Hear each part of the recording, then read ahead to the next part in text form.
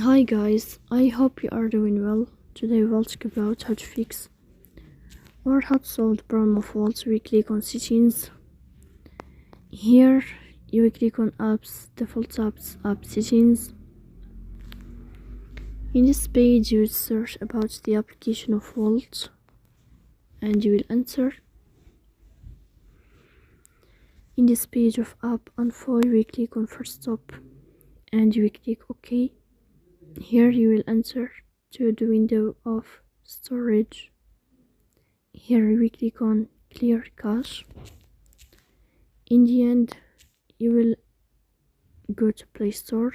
You will update your app if you find update here in this blue sign.